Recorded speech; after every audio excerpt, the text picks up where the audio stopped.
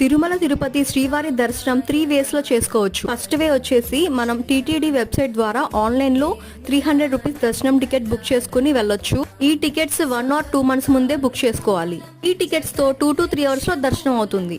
Online tickets availability లేకపోతే మనం direct గా తిరుమల వచ్చేసి ఫ్రీ దర్శనం టోకెన్స్ తీసుకోవచ్చు.